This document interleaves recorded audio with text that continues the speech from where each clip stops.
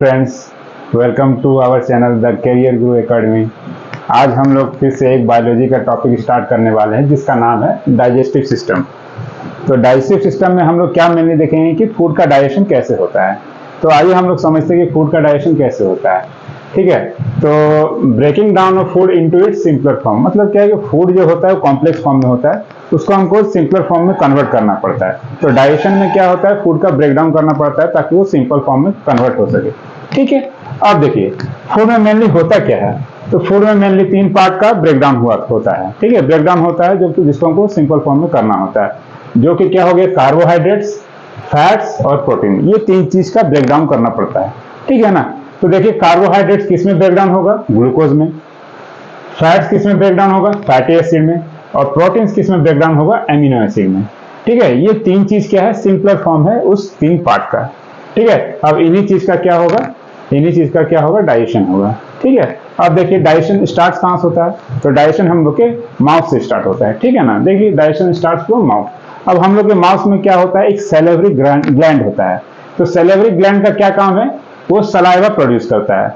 Saliva में क्या होता है, एंटीबॉडीज भी होता है और एक सैलिवरी एमाइलेज नाम का एंजाइम्स होता है।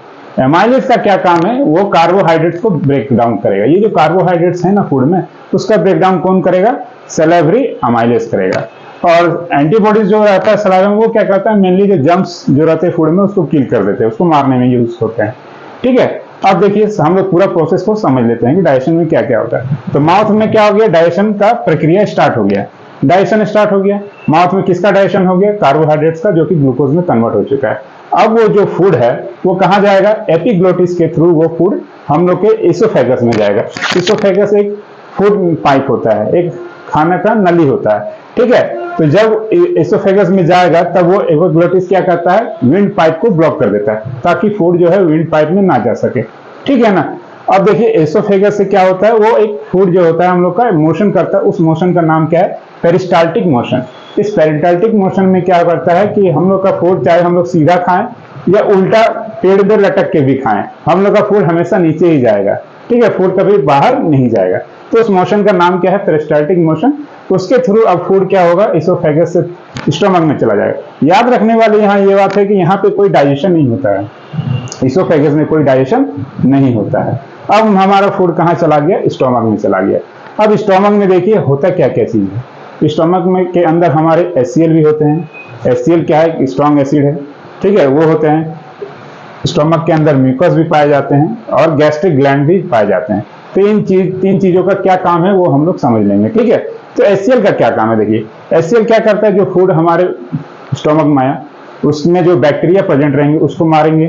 ठीक है, पहला तो पता चल गया। और जो फूड जो है फर्दर जिसका डाइजेशन अभी होना और बाकी है, उसको क्या करेंगे, एसिडिक बनाने का काम HCl करेगा। तो फूड एसिडिक हो चुका है और बचा कुचा बैक्टीरिया भी मर चुका है। अब देखिए एसिड जो कि स्ट्रांग होता है ना, तो उसके कारण क्या होता है, स्टोमक वाल को वो इफेक्ट कर सकता है। तो स्टोमक वाल को कौन बचाता है, तो स्टोमक वाल को बचाता है म्यूकस। तो म्यूकस क्या करता है, स्टोमक का वाल को बचा के रखता है HCl से। ठीक है ना। अब गैस्ट्रिक ग्लैंड क्या करता है, तो गैस्ट्रिक ग्लैंड भी क्या करता है, एक एंजाइम्स रिलीज करेगा। एक क्या करेगा, एंजाइम्स रिलीज करेगा, जिसका नाम क्या है, पेप्सिन। पेप्सिन एक ऐसा एंजाइम्स है जो क्या करता है, प्रोटीन को एमिनो एसिड में तोड़ता है। प्रोटीन को एमिनो एसिड में कौन तोड़ता है, पेप्सिन तोड़ता है।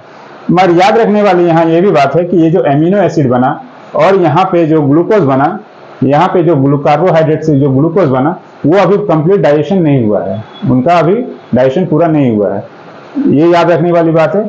अब देखिए फूड में क्या हो गया, कार्बोहाइड्रेट्स का डाइजेशन हो चुका है और प्रोटीन का डाइजेशन हो चुका है। अब वो फूड कहाँ जाएगा, हमारे स्मॉल इंटेस्टाइन में जाएगा। स्मॉल इंटेस्टाइन हम लोग का बॉडी का एक इंपॉर्टेंट पार्ट है जिसमें क्या होता है, कंप्लीट डाइजेशन होता है। स्मॉल इंटेस्टाइन में क्या होता है, कंप्लीट डाइजेशन। देखिए complete digestion take place in small intestine, यहाँ पे सारा डाइजेशन हो जाता है। अब बच गया क्या, अब देखिए फैट बच गया। तो देखिए अब स्मॉल इंटेस्टाइन के पास में ही क्या होता है, हम लोग लीवर भी होता है, आसपास ही लीवर होता है। लीवर क्या करता है, एक बाइल जूस रिलीज करता है। बाइल जूस में क्या होता है कि बाइल जूस क्या करता है, फैट को फैटी एसिड में कन्वर्ट कर देता है। बाइल जूस क्या करता है, फैट को फैटी एसिड में कन्वर्ट हो गया। अब हमारे 3 चीज देखिए टूट चुका है, क्या क्या, कार्बोहाइड्रेट्स भी ग्लूकोज में टूट चुका है, प्रोटीन्स भी एमिनो एसिड में टूट चुका है, फैट्स भी अब फैटी एसिड में टूट चुका है। देखिए कौन किया, ये बाइल जूस करता है ये काम। ठीक है, ये सारा काम हो कहाँ रहा है, स्मॉल इंटेस्टाइन में, क्योंकि बाइल जूस भी लीवर से कहाँ जाएगा, स्मॉल इंटेस्टाइन में ये काम करने के लिए जाएगा।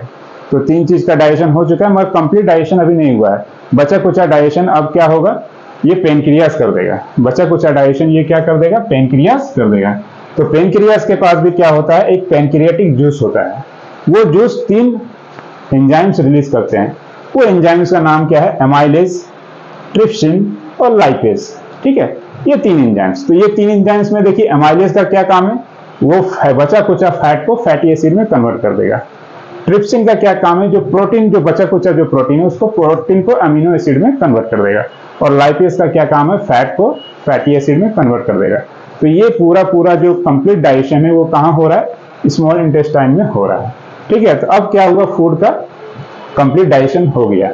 अब क्या, डाइजेशन तो हो चुका है, अब क्या होगा, फूड में से जो इंपॉर्टेंट न्यूट्रिएंट्स है, वाटर है, मिनरल है, इन सभी का एब्जॉर्प्शन होगा। ठीक है ना, क्या होगा, एब्जॉर्प्शन होगा।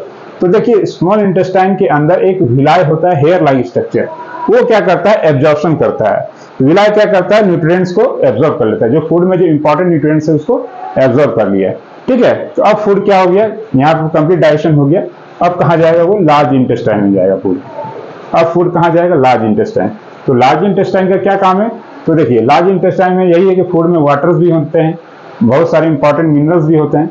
तो वाटर और मिनरल्स का एब्जॉर्प्शन कौन करेगा, लार्ज इंटेस्टाइन करेगा। वाटर्स और मिनरल्स का एब्जॉर्प्शन कौन करेगा, लार्ज इंटेस्टाइन। तो देखिए large intestine absorbs water and minerals and form waste food for ejection. और जो वेस्ट जो बच गया उसका भी फॉर्मेशन लार्ज इंटेस्टाइन में होता है। अब वेस्ट फूड का क्या होगा, अब इजेक्शन करने के लिए अब तैयार है। तो देखिए लार्ज इंटेस्टाइन में वेस्ट भी बन गया, जो जो इंपॉर्टेंट वाटर मिनरल्स था वो भी एब्जॉर्ब हो गया। और वेस्ट फूड कहाँ जाएगा, एनस में जाएगा। कहाँ जाएगा, ये एनस में जाएगा। देखिए कहाँ जाएगा फूड, लास्ट में एनस में जाएगा। और एनस के थ्रू जो वेस्ट फूड है वो बाहर निकल जाएगा। तो ये पूरा डाइजेशन का प्रक्रिया चलता है। ठीक है, तो डाइजेशन भी समझना था, साथ में फूड का डाइजेशन होने के बाद क्या होता है, एब्जॉर्प्शन होता है। कहाँ होता है, लार्ज इंटेस्टाइन में भी होता है, स्टोमक में भी होता है। ठीक है, तो इसमें बस इतना ही समझना था। तो आई होप, आशा करता हूँ कि आपको ये डाइजेशन का प्रोसेस पूरा समझ में आया है। वीडियो अच्छा है तो लाइक कीजिएगा, सब्सक्राइब कीजिएगा और हमारे चैनल को प्रमोट भी कीजिएगा। Thank you.